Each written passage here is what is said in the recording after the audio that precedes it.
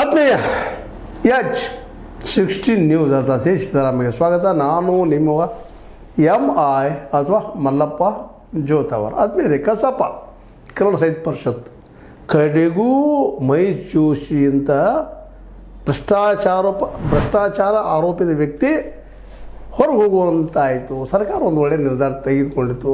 ತಡ ಆದರೂ ಅಡ್ಡಿ ಇಲ್ಲ, ತೆಗೆದು ಹಾಕಿದ ಅವ್ರನ್ನ. ಇನ್ನು ಆಗಲಿ ಕೋರ್ಟ್ನಲ್ಲಿ ಆಗ್ತದೆ ನೋಡೋರು. ಅವ್ರ ಮೇಲೆ 17 ಆರೋಪಗಳಿದ್ದಾವೆ ಮಹೇಶ್ ಜೋಶಿ ಅವ್ರ ಮೇಲೆ. ಎಷ್ಟು ರೀ? 17. ಅದರಾಗ 7ಕ್ಕೇನೋ ಸ್ವಲ್ಪ ಅಪರಾಧ ಉತ್ತರ ಕೊಟ್ಟಿದ್ದಾರಂತ ಸುದ್ದಿಗಳಿದ್ದಾವೆ. ಅವ್ರು ಹೇಳಿದ್ದಾರೆ ಆ ರೀತಿಯಾಗಿ 17ರಲ್ಲಿ 7ಕ್ಕೂ ಸರಿಯಾಗಿ ಉತ್ತರ ಕೊಟ್ಟಿಲ್ಲ, ಕರೆದಾಗ ಬಂದಿಲ್ಲ. 15 ದಿವಸ ಕೊಡ್ರಿ, 20 ದಿವಸ ಕೊಡ್ರಿ, ದಿನ ನಿಕ್ಕೋತ ಅದರ ಅಧ್ಯಕ್ಷರಾಗಿ ಅದರ ಲಾಭ ಹೊಡ್ಕೊತ ಅಡ್ಡಲಿಕ್ಕೆ ಎತ್ತಿದ್ದಾರೆ ಅಂತೇಳಿ ಅದಕ್ಕೆ ಆಡಳಿತಾಧಿಕಾರಿಯಾಗಿ KM ಗಾಯತ್ರಿ ಅನ್ನೋರನ್ನು ಕನ್ನಡ ಸಂಸ್ಕೃತಿ ಇಲಾಖೆ ನಿರ್ದೇಶಕಿಯವರು ನೇಮಿಸಿದ್ದಾರೆ. ಸರ್ಕಾರದ ಸೂಚನೆ ಮೇರೆಗೆ ಕನ್ನಡ ಸಾಹಿತ್ಯ ಪರಿಷತ್ತಿನ ಆಡಳಿತಾಧಿಕಾರಿಯಾಗಿ ಅಧಿಕಾರ ವಹಿಸಿಕೊಂಡಿದ್ದೇನೆ ಅಂತ ಹೇಳಿದ್ದಾರೆ. ಅಟ್ಲೀಸ್ಟ್ ಕಡೆಗೆ ಈ ಗಾಯತ್ರಿ ಮೇಡಮ್ ಅವರು ಬಂದು ಒಂದು ಭ್ರಷ್ಟಾಚಾರ ಅವ್ಯವಹಾರ ಮಾಡುತ್ತಿರೋಂಥ ವ್ಯಕ್ತಿಯನ್ನು ಹೊರಗೆ ಹಾಕುವಲ್ಲಿ ಸಾಹಿತಿಗಳನ್ನೇ ಯಶಸ್ವಿ ಆಗಲಿಲ್ಲ, ಸರ್ಕಾರ ಒಂದಿದ್ರೆ ಯಶಸ್ವಿ ಆಯಿತು ಅಂತ. ಸಾಹಿತಿಗಳು ಪಾಪ ಇಂದು ಹೇಳ್ಬೇಕು, ನಾನು ಒಬ್ಬ ಸಾಹಿತ್ಯದ ಬಗ್ಗೆ ಅಭ್ಯಾಸ ಮಾಡಿದ ವಿದ್ಯಾರ್ಥಿ. ಆ ದಿಶೆಯಲ್ಲಿ ನಮ್ಮ ಸಾಹಿತಿಗಳಿಗೆ ಬರೀತಾರೆ ಇಲ್ಲ ಅಂತಲ್ಲ, ಆದರೆ ಎದರಂತ ಹೋರಾಟ ಮಾಡೋ ಪಾಪ ಶಕ್ತಿ ಕಡಿಮೆ ಅದೇನೋ ಅಂತ. ಎಲ್ಲೋ ಒಬ್ಬರಿಂದಷ್ಟು ಇರ್ತಾರೆ, ಎಲ್ಲರೂ ಹೋಗ್ಲಿಕ್ಕೆ ಸಾಧ್ಯ ಇಲ್ಲ ಏನೋ ಅಂತೇಳಿ. ಯಾಕಂದರೆ ಕಸಾಪ ಆದಂತಹ ಒಂದು ಶ್ರೇಷ್ಠವಾದ ಸಂಸ್ಥೆ. ಕನ್ನಡ ಭಾಷೆನ ಉಳಿಸೋದು, ಸಂಸ್ಕೃತಿಯ ಜೊತೆಗೆ ಭಾಷೆಯ ಜೊತೆಗೆ ಬದುಕನ್ನು ಕಟ್ಟಿಕೊಡೋದು, ಅನೇಕ ಧರ್ಮಗಳ ಬಗ್ಗೆ ಚಿಂತನೆ ಮಾಡುವಂಥದ್ದು, ಕನ್ನಡ ನಾಡಿನ ಜನರ ಬಗ್ಗೆ ಚಿಂತನೆ ಮಾಡುವಂಥದ್ದು, ಅದು ಚಿಂತನೆ ಮಾಡಿ ಸಾಹಿತ್ಯ ರಚನೆ ಮಾಡುವಂಥದ್ದು, ಕಾವ್ಯ ರಚನೆ ಮಾಡುವಂಥವ್ರಿಗೆಲ್ಲ ಪ್ರೋತ್ಸಾಹ ಕೊಡುವಂಥ ಕೇಂದ್ರ, ಅತ್ಯಂತ ಪವಿತ್ರವಾದ ಕೇಂದ್ರ. ಅಂಥಲ್ಲಿಂದ ಎಲ್ಲ ಹೊರಗಳು ಹೆಂಗೆ ಹೋಗ್ವು ಅಂತೇಳಿ ಪಾರ್ಟಿಗೆ ಹೋಗ್ತಾ ಇದ್ದಾರೆ ರೀ. ಅದಕ್ಕೆ ಆ ಸಹಕಾರ ಸಂಘಗಳಿಗೆ ಕಾನೂನು ತರಲೇಬೇಕಾಗಿದೆ. ಸಾಹಿತ್ಯಗಳ ಸಂಘಪ್ಪ ಅದು ಸಾಹಿತ್ಯ ಅಷ್ಟೇ ಇರಲಿ. ಕನ್ನಡ ಸಾಹಿತ್ಯ ಪರಿಷತ್ತು ಅಂದ್ರೆ ಏನು ಹೆಸರು ಹೇಳ್ತದೆ? ಸಾಹಿತ್ಯ ಪರಿಷತ್ತು. ಸಾಹಿತ್ಯ ಬರೆಯೋರು ಮಾತ್ರ ಅಲ್ಲಿರಲಿ, ಸಾಹಿತ್ಯ ಬರ್ಸೋರು ಅಲ್ಲಿ ಬೇಡ, ಅಂದ್ರೆ ದುಡ್ಡು ಹಾಕೋರು ಅಲ್ಲಿ ಬೇಡ ಅಂತ ಅವ್ರು ವ್ಯಾಪಾರ ಶುರು ಮಾಡಿಬಿಡ್ತಾರೆ. ಈ ಪ್ರಕಾಶಕ್ಕೆ ಬಂದಂದ್ರೆ ಶುರು ಆಗ್ತಾರೆ. ಅವ್ರು ದಂಧೆ ಶುರು ಮಾಡಿದ ಮನುಷ್ಯ ತನಗೆ ಇವರಿಂದ ಲಾಭ ಎಷ್ಟ, ಯಾವ ವ್ಯಕ್ತಿಯಿಂದ ಲಾಭ ಹೆಚ್ಚಾಗಿತ್ತು ಅವ್ರಿಗೆ ಬರೆಸ್ತಾರೆ, ಲಾಭ ಆಗದವ್ರು ನಡೆಯಪ್ಪ ಕೊಡೋದೇ ಇಲ್ಲ ಅನ್ನುವಂಥ ಮಾತುಗಳು. ಅಂದ್ರೆ ಹಣದ ವ್ಯವಹಾರ ಬಂತಂದ್ರೆ ಅಲ್ಲಿ ಶುರುವಾಯಿತು. ಸ್ವತಂತ್ರವಾದ ಮೀಡಿಯಾಗೆ ಬೇಕಾಗಿರುವುದು ಸ್ವತಂತ್ರ ಧ್ವನಿ. ಆ ಸ್ವತಂತ್ರ ಧ್ವನಿ ಉಳಿಸಲು ನೀವು ಮಾಡಬೇಕಾದದ್ದು ಇಷ್ಟೇ. ಅದೇನಪ್ಪಾ ಅಂತಂತಂದ್ರೆ ನಿಮ್ಮ ಕೈಲಾದಷ್ಟು ಸಹಾಯ ಈ ಚಾನಲ್ಗೆ ಮಾಡಿ ಹಾಗೂ ನಿಮ್ಮ ಧ್ವನಿಯನ್ನು ಕಾಪಾಡಿಕೊಳ್ಳಿ. ಅದಕ್ಕೆ ಕನ್ನಡ ಸಾಹಿತ್ಯ ಪರಿಷತ್ತಲ್ಲೇ ಸಾಹಿತ್ಯಗಳಿಗೆ ಅಷ್ಟೇ ಎಂಟಿರಬೇಕು, ಅವರ ಅಧ್ಯಕ್ಷರಾಗಬೇಕು, ಅದು ಅವ್ರು ನಡೆಸ್ಕೊಂಡು ಹೋಗ್ಬೇಕು. ಅದನ್ನು ಸರಿಯಾಗಲಿ ತಪ್ಪಾಗಲಿ ಕಾನೂನು ಹೊಸದು ಮಾಡಬೇಕಾಗಿದೆ ಇವತ್ತು ಅದು ಕನ್ನಡ ಸಾಹಿತ್ಯ ಪರಿಷತ್. ಇಲ್ಲ ಇಂಥವ್ರು ಯಾರೋ ಹೋಗ್ತಾರೆ, ಇಂದ ಬೆಳಗಾರದ್ದು ಬಂದಿರೋ ಅಧಿಕಾರಿಗಳು ಒಳ್ಳೆಯವ್ರನ್ನ ತೋರಿಸ್ಕೊಂಡ್ರು ಇರುವುದಿಲ್ಲ ಅಂತಲ್ಲ. ಅದೇ ಕಾರಣ ಇದು ಮೆಂದಂತ ಬರ್ತಾನೆ ಇದ್ದಾರೆ, ಯಾರೋ ಒಬ್ಬರು ಸಹಾಯ ಮಾಡುವಂಥ ದುಡ್ಡು ಇದ್ದಂಥವ್ರು ಒಳಗೆ ಹೋಗಾಗಿದ್ದಾರೆ. ಇದು ತಪ್ಪಬೇಕಾಗಿದೆ. ಇದು ಸಾಹಿತ್ಯಗಳು ಪ್ರತಿಭಟನೆ ಮಾಡಬೇಕಾಗಿದೆ. ಇಂಥವ್ರು ಬೇಡಪ್ಪ, ನಿಜವಾದ ಸಾಹಿತ್ಯ ಯಾರಿದ್ದಾರೆ. ಹಂಗಂದ ತಕ್ಷಣ ಮಹೇಶ್ ಜೋಶಿ ನೋಡ್ರಿ ಎಲ್ಲರ ಮೇಲೆ ಆರೋಪ ಮಾಡ್ತಾಯಿದ್ದ ಮನುಷ್ಯ. SD ಸಿದ್ದರಾಮಯ್ಯರ ಮೇಲೆ ಆಗಿರ್ಬೋದು, ಇನ್ನೂ ಹಳೇಕ ಅಲ್ಲೇನು ಹೋರಾಟ ಮಾಡ್ತಾಯಿದ್ರು, ಅವ್ರ ವಿರೋಧ ಇನ್ನೂ ಮಾಡ್ತಾಯಿದ್ದ ಮನುಷ್ಯರೇ. ಸ್ವತಃ ತನಗೆ ಬರಲಿಕ್ಕೆ ಎಬಿಲಿಟಿ ಇಲ್ಲದೆ ಹೋದರು, ಒಬ್ಬ ಸಾಹಿತ್ಯ ಅಲ್ಲದೆ ಹೋದರು. ಯಾವುದೋ ರಾಜಕಾರಣಕ್ಕೆ ಇಲ್ಲ, ಅವ್ರು ರಾಜಕಾರಣ ಯಾವುದೂ ಇರಲಿ, ಎಡಾರಿ ಇರಲಿ, ಬಲಾರಿ ಇರಲಿ, ಸಂಪ್ರದಾಯವಾದಿರಲಿ, ಅಲ್ಲದೇ ಇರಲಿ, ನಡುವಿನ ಹಜಾವರು ಇರಲಿ, ಕಾಂಗ್ರೆಸ್ನ ಜೊತೆ ಅವ್ರಿರಲಿ, ಅದ್ರ ಬಗ್ಗೆ ನಾವು ಇಲ್ಲಿ ಚರ್ಚೆ ಮಾಡ್ತಾಯಿಲ್ಲ.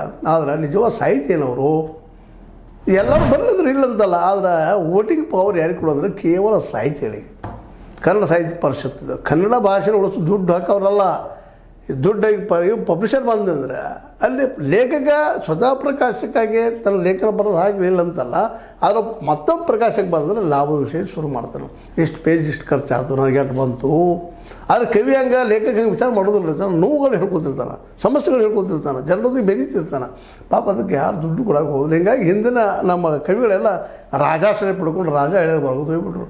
ಪಂಪ, ರನ್ನ, ಪೂರ್ಣ ಇವರೆಲ್ಲ ಅಂದಿನ ರಾಜರ ಹೆಂಗೆ ಹೇಳ್ತಾರೆ ಹಂಗೆ ಇವರೇ ಹೇಳ್ಕೊತಾರೆ. ಅಲ್ಲಿಲ್ಲ ಇಲ್ಲ ನಾವು ಯಾರಿಗೆ ಬಗ್ಗಿಲ್ಲ ಮಾಡಿಲ್ಲ ಹೇಳ್ಕೊಳ್ಳೋದಷ್ಟೇ, ಅದರ ವಾಸ್ತವ ಹಂಗಿಲ್ಲ.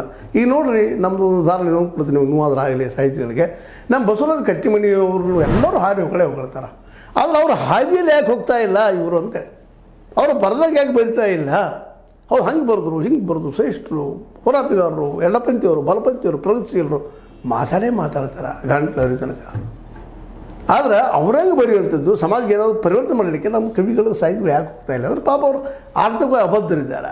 ಅದಕ್ಕೆ ಸಹಾಯ ಮಾಡೋದಕ್ಕೆ ಸರ್ಕಾರ ಏನೋ ಒಂದು ಕಸಾಪ ಮಾಡ್ಯದ ಕನ್ನಡ ಸಾಹಿತ್ಯ ಪರಿಷತ್ತು. ಅದಕ್ಕೆ ಒಂದು ಏನೋ ಸಹಕಾರ ಸಂಘದ ಲೆಕ್ಕದಲ್ಲಿ ಏನು ರೂಲ್ಸ್ ಆ್ಯಂಡ್ ರೆಗ್ಯುಲೇಷನ್ ಇದ್ದಾವೆ, ಅದರಲ್ಲಿ ಯಾರು ಬಂದು ಒಳಗೆ ಹೋಗ್ರಿಗೆತ್ತಾರೆ. ಇವತ್ತು ಸಹಕಾರ ಸಂಘಗಳ ಪರಿಸ್ಥಿತಿ ಅದಾಗಿದೆ. ಮೊನ್ನೆ DCC ಬ್ಯಾಂಕಿಂದ ನೋಡಿದ್ವಿ ನಾವು, ನೀವು ನೋಡಿದಿರೋದು. ದಿವಸ ಹೆಚ್ಚು ಅಭ್ಯಾಸ ಲಕ್ಷ ಕೊಟ್ಟಿರಲಿಲ್ಲ, ಈಗ ಲಕ್ಷ ಕೊಟ್ಟು ಅಭ್ಯಾಸ ಮಾಡಿದಾಗ ಅಲ್ಲಿ ಯಾರು ಬಂದು ಒಳಗೆ ಕುಂಬಿಡ್ತಾರೆ. ರೈತರ ಹೆಸರ ಯಾರು ಬಸರ, ರೈತರ ಹೆಸರು ಅಷ್ಟಾಗಿದೆ. ಎಲ್ಲ ಈಗ ಏನು ಬರ್ತಾ ಇದ್ರಲ್ಲೇ ಕಾರ್ಪೊರೇಟ್ಗಳು ಬರ್ತಾ ಇದ್ದಾರೆ, ಬಂಡವಾಳಶಾಹಿಗಳು ಬರ್ತಾ ಇದ್ದಾರೆ, ರೊಕ್ಕ ಹೊಡ್ತಾರೆ, ತೆಗಿತಾರೆ, ತಮ್ಮ ಫ್ಯಾಕ್ಟ್ರಿಗಳು ದುಡ್ಡು ದಿಬಿಸ್ಕೊಂಡು ಹೋಗ್ತಾರೆ. ರೈತರ ಹೆಸರೆಲ್ಲ ಶುಗರ್ ಫ್ಯಾಕ್ಟ್ರಿ ರೈತರದಲ್ರಿ, ಅವ್ರು ಅನುಕೂಲ ಮಾಡಿಕೊಡ್ತೀವಿ, ಮಾರ್ಕೆಟ್ಗಳು ಹಾಕ್ತೀವಿ ಅಂತ ಹೇಳ್ತಾರೆ, ಎಬ್ಬಿಸ್ತಾರೆ. ಕೆಲವರು ಜವಾಳಿದ್ದು ಹೋಗ್ತಾರೆ ಅಂತ ಚರ್ಚೆಗಳು ಹೊರಗೆ ಬರ್ತಾಯಿದ್ವು. ಯಾವಾಗ ಬಂದ್ವಿ ಹೊರಗೆ, ಆ ರಾಜಕಾರಣಿಗಳ ಮಧ್ಯದಲ್ಲಿ ಏನು ತಿಕ್ಕಾಟ ಬಂತಲ್ಲ ಅಧಿಕಾರಕ್ಕಾಗಿ ದುಡ್ಡು ಹೊಡಿಸುವಾಗ ಆಗಿವೆಲ್ಲ ಹೊರಗೆ ಬರೋಕೈತಿ. ಅವು ಅಲ್ಲೇ ಗಪ್ಪ ನಮ್ಗೆ ಗೊತ್ತೂ ಆಗಂಗಿಲ್ಲ. ಹಂಗೆ ಇವು ಕೋವಿಡ್ ಇರ್ಬೋದು, ಸಹಕಾರ ಸಂಘಗಳು ಇನ್ನೂ ಭಾಳಷ್ಟು ಬದಲಾವಣೆ ಮಾಡಬೇಕಾಗಿದೆ. ಅವಾಗ ಇನ್ನೂ ಆ ಕಾನೂನು ಇವತ್ತು ನೋಡ್ರಿ, ಒಂದು ಒಳ್ಳೆಯ ಪತ್ರಿಕೆಯಲ್ಲಿ ವಿಮರ್ಶೆ ನೋಡಿದ್ದೆ ಅದನ್ನು. ಹೌದು, ಸಹಕಾರಿ ತತ್ವದ ಏನು 1959-60 ಕಾನೂನಿದೆ, ಅದು ತಿದ್ದಬೇಕಾದ್ರೆ ಪೂರ್ತಿಯಾಗಿ ಬದಲಾಯಿಸಬೇಕು. ಯಾಕಂದರೆ ಇವರೆಲ್ಲ ಅಂತ ಅದರ ಅಡಿಯಲ್ಲಿ ಏನು ಮಾಡ್ತಿರ್ತಾರೆ ಇವರು ರಿಜಿಸ್ಟ್ರೇಷನ್ ಮಾಡ್ತಿರ್ತಾರೆ. ಅಲ್ಲಿ ಎಲ್ಲರೂ ಬುದ್ಧಿವಂತ, ದುಡ್ಡು ಮಾಡೋ ಬುದ್ಧಿವಂತರೊಳಗೆ ಹೋಗ್ತಾರೆ. ಬುದ್ಧಿವಂತರೆಲ್ಲ ಒಳ್ಳೆಯವರಲ್ಲ, ಹಂಗಂತೇಳಿ ಎಲ್ಲ ಕೆಟ್ಟವರು ಅಂತೂ ಅಲ್ಲ. ಆದರೆ ಬುದ್ಧಿವಂತಿಗೆ ಜ್ಞಾನಿ ಕೆಟ್ಟವಲ್ಲ. ಇಲ್ಲಿ ಜ್ಞಾನಿಗಳ ಏರಿಯಾ ರೀ ಇದು ಕಸಾಪ. ಜ್ಞಾನಿಗಳಂದ್ರೆ ಸಾಹಿತ್ಯನ ಅಭ್ಯಾಸ ಮಾಡಿದವರು, ತಿಳ್ಕೊಂಡವರು, ಬದುಕನ್ನು ನೋಡಿದವರು, ಹಸುವನ್ನು ಅನುಭವಿಸಿದವರು, ಅನುಭವಿಸಿದ ಹಸುವನ್ನು ಬಿಟ್ಟು ಹೇಳುವಂಥವ್ರು, ನೋವುಗಳು ಹೊರಗೆ ಹಾಕುವಂಥವ್ರು, ಇಲ್ಲಿ ಮಾರ್ಗದರ್ಶಕರಿವರು ಸಮಾಜಕ್ಕೆ, ರಾಜಕಾರಣಿಗಳಿಗೆ ಅಥವಾ ಆಧ್ಯಾತ್ಮವಾದಿಗಳಿಗೆ. ಇವರು ನಿಜವಾದ ಮಾರ್ಗದರ್ಶಕರು, ನಿಜವಾದ ಬದುಕನ್ನು ಅನುಭವಿಸೋರು. ಯಾಕಂದ್ರೆ ಸಾಹಿತ್ಯ ಇದ್ದಂಥವರು ಎಲ್ಲ ರಂಗಗಳನ್ನು ಅಭ್ಯಾಸ ಮಾಡ್ತಾ ಇರ್ತಾರೆ. ರಾಜಕೀಯ ರಂಗ ಅಭ್ಯಾಸ ಮಾಡ್ತಾರೆ, ಮುಂದೆ ಕಾಲಕ್ಕೆ ಸಾಮಾಜಿಕ ರಂಗನ ಅಭ್ಯಾಸ ಮಾಡ್ತಾರೆ, ಆರ್ಥಿಕ ರಂಗನ ಅಭ್ಯಾಸ ಮಾಡ್ತಾಯಿರ್ತಾರೆ. ಹೀಗಾಗಿ ಸಾಹಿತಿಗಳಷ್ಟಲ್ಲ ಅಧ್ಯಕ್ಷ ಆಗಬೇಕು, ಅವ್ರ ಕೈಯಲ್ಲೇ ಅಧಿಕಾರ ಉಳಿಬೇಕು. ಇಲ್ಲಾಂದ್ರೆ ಇಂಥವ್ರು ಓದ್ಬಿಡ್ತಾರೆ. ಮಹೇಶ್ ಜೋಶಿ ಅಂತವ್ರು, ಮಹೇಶ್ ಜೋಶಿ ಅವರು ಬಂದು ಏನು ತಮ್ಮ ಹೆಂಗೆ ಬೇಕು ಮಾಡ್ಕೊಳ್ತಾರೆ. ಅದು ನೋಡಿರಿ, ಇವನ್ ನಾನು ಅಧ್ಯಕ್ಷರು ಸಹ ನಾನು ಆಯ್ಕೆ ಮಾಡ್ಕೊತೀನಿ ಅನ್ನೋಷ್ಟು ಮಟ್ಟಿಗೆ ಬಂದಿದ್ರು ಅವರು. ಜಿಲ್ಲಾ ಅಧ್ಯಕ್ಷರು ಅವರ ಆಯ್ಕೆ ಮಾಡೋರು, ತಾಲೂಕು ಅಧ್ಯಕ್ಷರು ತಾವು ಮಾಡೋರು. ಇನ್ನು ಕೊನೆಗೆ ಉಳಿದಿದ್ದೇನಪ್ಪ ಇದೊಂದಿತ್ತು ಅಧ್ಯಕ್ಷ ನಾನು ಆಗ್ತೀನಪ್ಪ ಅಂತಿದ್ರು. ಮತ್ತು ಆಗತ್ತಿದ್ರು ಅವರು. ಅದಕ್ಕೂ ಬೈರಾಗ ಏನೋ ಚಿತ್ತುಪಿಡಿತರಾಗಿ ಓಡಾಡಿದ್ರು. ಪುಣ್ಯಾಗ ಸ್ವಲ್ಪ ಕೊನೆಗೆ ಒಂದಿಷ್ಟು ಪ್ರತಿಭಟನೆ ನಮ್ಮ ಸಾಹಿತಿಗಳು ಮಾಡೋಕತ್ತೆ ಸರ್ಕಾರ ಬೆಳೀತಾರೆ. ಅದು ಇವತ್ತು BJP ಸರ್ಕಾರದಿಂದ ಆಗ್ತಿರಲಿಲ್ಲ, ಕಾಂಗ್ರೆಸ್ ಸರ್ಕಾರ ಅಂತೇಳಿ ಸಿದ್ದರಾಮಯ್ಯ ಇವರು ಪರ ಇದ್ದಂಥ ಒಬ್ಬ ವ್ಯಕ್ತಿ ಅಂತ ತಿಳ್ಕೊಂಡು ಇವ್ರಿಗೆ ಇವತ್ತು ಆಡಳಿತ ಅಧಿಕಾರಿಯನ್ನು ನೇಮಿಸಿದ್ದಾರೆ. ಯಾಕಪ್ಪ ಅಂತಂದ್ರೆ ಅಷ್ಟು ಸುಲಭಿಲ್ಲ. ಒಬ್ಬ ಸಾಮಾನ್ಯರೇ ಮಹೇಶ್ ಜೋಶಿ ಅವ್ರನ್ನ ಕಿತ್ತು ಹಾಕೋಕ್ಕಾಗ್ತಾಯಿಲ್ಲ. ಆರೋಪಗಳು 17 ಆರೋಪ, ಗಣಗೋರ ಆರೋಪಗಳಿದ್ದಾವೆ. ಅವ್ಯವಹಾರ ಮಾಡಿದಾರಪ್ಪ, ಮತ್ತೇನೋ ಮಾಡಿದಾರೆ, ದುಡ್ಡು ಹೊಡೆದಾರ, ತಮ್ಮ ಮನ್ಯಾಗ ಬಳಸ್ಕೊಳ್ಳೋಣ, ದುರುಪಯೋಗ ಮಾಡ್ಕೊಳ್ಳೋಣ ಅಧಿಕಾರ, ಸಾಕಷ್ಟು ಆರೋಪಗಳಿದ್ದಾವೆ. 17 ಆರೋಪಗಳಿದ್ದಾವೆ. 17 ಆರೋಪಕ್ಕೆ ಎಲ್ಲ ಉತ್ತರ ಸರಿಯಾಗಿ ಕೊಟ್ಟಿಲ್ಲ ಅವರು. ಹೆಂಗೆ ಕೊಡ್ತಾನೆ ಕೋರ್ಟ್ ಒಯ್ದು ಡಿಲೇ ಮಾಡ್ಕೊಂಡು ಹೋಗೋದು. ನಮ್ಮ ಕೋರ್ಟ್ಗಳು ಸಹಿತ ಹಂಗೆ ಡೇಟ್ ಮೇಲೆ ಡೇಟ್ ಕೊಡೋದು ಹೋಗುವಂಥದ್ದು. ಇವು ವ್ಯವಸ್ಥೆ ದೋಷಗಳೆಲ್ಲ ಇವು. ಇದನ್ನು ಸದುಪಯೋಗ ಮಾಡ್ಕೊಳ್ಳೋದು ಈ ಮಹೇಶ್ ಜೋಶಿ ಅಂತವ್ರು ದುರುಪಯೋಗ ಮಾಡ್ಕೊತಾರೆ. ಅದನ್ನು ಆ ದಿಶೆಯಲ್ಲೇ ಇವತ್ತು ಅಲ್ಲೂ ಪರಿವರ್ತನೆ ಆಗಬೇಕಾಗಿದೆ. ಸಹಕಾರ ಸಂಘಕ್ಕೆ ನಿಜವಾಗಿ ಸಹಕಾರ ಸಂಘದ ನಿಯಮಗಳಿಗೆ ಒಂದು ಹೊಸ ರೂಲ್ಸ್ ತಂದು. ಈಗ ನೋಡಿರಿ, ಮೊನ್ನೆ DCC ಬ್ಯಾಂಕಿನಾಗ ರೈತರು ಓಟ್ ಹಾಕಂಗಿಲ್ಲ ನೇರವಾಗಿರಲಿ. ಯಾರು ಓಟ್ ಹಾಕೋರ? ಡೆಲಿಗೇಟ್ಸ್ ಅಂತ ಆ ಸಂಘಗಳಿಂದ ಒಬ್ಬನ ಯಾರೋ ಆಯಿಸ್ತಾರೆ. ಅಲ್ಲೂ ದೊಡ್ಡ ಗದ್ದರಿ ಒಂದು 14 ಮಂದಿ 12 ಮಂದಿ 13 ಮಂದಿ ಇರ್ತಾರೆ. ಅದ್ರಾಗ ಒಂದು ಕಡೆ ಆದ್ರೆ ಮತ್ತೆ ಅವ ಬಂದು ತಾವು ಓಟ್ ಹಾಕಿಬಿಡ್ತಾನೆ. ಅವಾಗ ಯಾವ ಬೇಕು ಕೊಡ್ತಾನೆ, ಇಂಥವ್ಗೆ ಹಾಕಿ ಇಂಥವ್ಗೆ ಅಲ್ಲಿ ವ್ಯಾಪಾರ ಸ್ಟಾರ್ಟ್ ಆಗಿಬಿಟ್ಟು ಡೈರೆಕ್ಟ್ ರೈತರಿಗೆ ಬರಬೇಕಾಗಿದೆ. ಓಟ್ ಹಾಕುವಂಥ ಪವರಲ್ಲೇ ಚೇಂಜ್ ಆಗಬೇಕದು DCC ಬ್ಯಾಂಕಿಂದು, ಅದು ಇನ್ನುಳಿದ ಬ್ಯಾಂಕ್ಗಳದ್ದು ಎಲ್ಲದ್ರದ್ದು. ಅಲ್ಲಿ ರೈತರಿಗೆ, ಅಲ್ಲಿ ಒಬ್ಬ ಷೇರುದಾರರಿಗೆ ಗೊತ್ತಾಗಬೇಕು. ಮತ್ತು ಅದಕ್ಕೆ ಕಟ್ ಮಾಡ್ತಾನೆ, ಬೇಡಾದ್ರು ಕಟ್ ಮಾಡಿಸೋರಿಗೆ ಕಟಬಾಗಿದಾರರು ಅಂತ ಇಟ್ಬಿಟ್ಟು ಪಾಪ ತುಂಬಾಗಿ ಆಗ್ತಿರ್ತದೆ. ಬಡತನಕಾರನಿಗೆ ಸಾಲ ತೊಗೊಂಡಿರ್ತಾರೆ. ಆ ಟೈಮ್ ತುಂಬಲಿಲ್ಲ, ಕಟಬಾಗಿದಾರ ಓಟ್ ಕಟ್ ಮಾಡೋನು. ತಮ್ಗೆ ಬೇಕಾಗಿತ್ತಂದ್ರೆ ಅದು ದುಡ್ಡು ತುಂಬಿ ತಾವು ಹಾಕಿ ಮತ್ತೆ ಮತ್ತೆ ಸಾಲ ತೆಗಿಸಿ ಮತ್ತೆ ಗದ್ದೆ ಎಳಿಸ್ತಾರೆ. ಇಂಥ ಎಲ್ಲ ರೂಲ್ಸ್ಗಳು ಭಾಳಷ್ಟು ಬದಲಾವಣೆ ಆಗಬೇಕಾಗಿದೆ ಸಹಕಾರ ಸಂಘದಲ್ಲ. ಜನಕ್ಕೆ ಅನ್ಯಾಯ ಆಗಬಾರ್ದು. ಅದಕ್ಕೆ ಹೊಸ ಪರಿವರ್ತನೆ ತರಬೇಕಾಗಿದೆ. ಅದೇ ರೀತಿ ಕಸಪ್ಪಕ್ಕೂ ಸಹಿತ. ಯಾಕಂದರೆ ಬರೀ ಇವತ್ತೇನೋ ಆಡಳಿತದಾಗ ನೇಮಿಸ್ತು ಬಂತು, ನಾಳೆ ಮತ್ತೆ BJP ಸರ್ಕಾರ ಬಂದಾಗ ಆಗ ತಮಗೆ ಐಡಿಯಾಲಜಿ ಯಾವುದನ್ನಪ್ಪ ಅವ್ನು ಇಟ್ಕೊಂಡು ಹೋಗಿಬಿಡ್ತಾರೆ. ಈಗ ಜೋಶಿ ತಂದ ರೈಟ್ ನಾವು ಬಂತಂದ್ರು ಎಲ್ಲ ಗದ್ದೆ ಹಿಡಿಸಿದ, ಅವೆಲ್ಲ ಹೊಲಸು ಹಿಡಿಸಿದ. ಈಗ ಇವ್ರು ಬಂದರೆ ಕಾಂಗ್ರೆಸ್ ಅವರ, ಇವ್ರನ್ನ ತೆಗೆದ್ರು, ಇವ್ರ ಮೇಲೆ ನಾಳೆ ಬಂದ್ರೆ ಅವ್ರು ಆರೋಪ ಮಾಡ್ತಾರೆ. ಇದೇ ಬಂದಿದ್ರು ಅಂದ್ರಿ. BJP ಬಂದು SL ಭೈರಪ್ಪ ಇಲ್ಲಿ ಬಿಟ್ಟರು ಪಾಪ ಅವರು, SL ಭೈರಪ್ಪ ಅವ್ರಪ್ಪ ಅವ್ರ ಮಾತು ಕೇಳೋದು. ಕಾಂಗ್ರೆಸ್ ಬಂತು UR ಅನಂತಮೂರ್ತಿನೂ ಇಲ್ಲ ಅಂಥವ್ರ ಮಾತು ಕೇಳೋದು, ಚಂದ್ರಶೇಖರ್ ಕಂಬಾರ್ ಅಂಥವ್ರ ಮಾತು ಕೇಳೋದು. ಅದು ಯಾವುದೂ ಆಗಬಾರ್ದು. ಅದು ಅವ್ರು ಸಾಹಿತಿಗಳಪ್ಪ ಅವ್ರು ಲೆಫ್ಟು ಅಲ್ಲ ರೈಟು ಅಲ್ಲ ಏನೂ ಅಲ್ಲ, ಬದುಕನ್ನು ಹೇಳುವಂಥವ್ರು, ಬದುಕನ್ನು ನೋಡಿದಂಥವ್ರು, ಬದುಕನ್ನು ಕಾವ್ಯಾತ್ಮಕ ಹೇಳಿ ಬೇಡ ಲೇಖನಿಗಳ ಮೂಲಕ ಹೇಳಿ ನಮ್ಮನ್ನು ಪರಿವರ್ತನೆ ಮಾಡುವಂಥ, ಬದಲಾಯಿಸುವಂಥ ಒಂದು ಶಕ್ತಿ ಉಳ್ಳಂಥ ಮತ್ತು ಅದರಲ್ಲೂ ಶಾಂತಿಪೂರ್ಣವಾಗಿ ಪ್ರೀತಿ, ವಿಶ್ವಾಸ, ಅಹಿಂಸೆಯಿಂದ ಈ ವ್ಯವಸ್ಥೆಯನ್ನು ಬದಲು ಮಾಡುವಂಥ ಶಕ್ತಿ ಅವ್ರು ಹೇಳಿದ್ರಿ.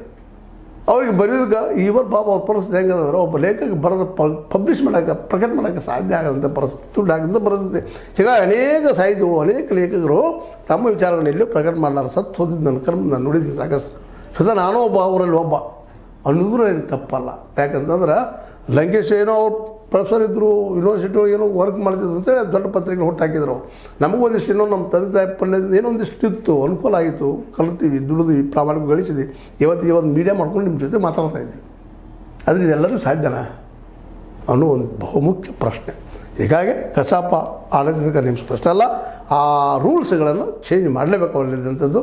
ಇಂಥ ಕಳ್ಳರು ವ್ಯಾಪಾರಿಗಳು ಅಲ್ಲಿ ಒಳಗೆ ಹೋಗಬಾರ್ದು, ವ್ಯಾಪಾರಿಗಳು ಹೋಗ್ಬಾರ್ದಲ್ಲಿ, ಕೇವಲ ಸಾಹಿತಿಗಳು ಅದ್ರ ಕೈಲಿರ್ಬೇಕು. ಪಬ್ಲಿಷರ್ಸ್ ಬೇಕಾದ್ರೆ ನೀವು ಬೆತ್ತದ್ದು ಹಿಂಗೆ ಮಾಡ್ರಿ, ಅದು ದುಡ್ಡು ಹಾಕೋ ಪಬ್ಲಿಷ್ ಮಾಡೋದು ಮಾಡಲಿ, ಯೋಗ ಇದ್ದಿದ್ದು ಪ್ರಕಟ ಮಾಡಿ ಅವ್ರು ಲಾಭ ಆಗಿದ್ದು ಸ್ವತಃ ಕಸಾಪ ಪ್ರಕಟ ಮಾಡುವಂಥದ್ದು, ಯಾರೇ ಬರಲಿ ಒಳ್ಳೆಯ ಕೃತಿ ಹೊರಗೆ ಬರುವಂಥದ್ದು ತರುವಂಥದ್ದು ಆಗಬೇಕು ಅಂತ ಹೇಳ್ತಾ ಈ ದಿಶೆಯಲ್ಲಿ ನಮ್ಮ ಸರ್ಕಾರ ಯೋಚನೆ ಮಾಡಲಿ. ಅದೇ ಕಾರಣ ನಮ್ಮ ಸಾಹಿತಿಗಳು ಸಹ, ಯಾಕಂದ್ರೆ ಸಹಕಾರ ನಮ್ಮಲ್ಲಿ ಬೇಕು.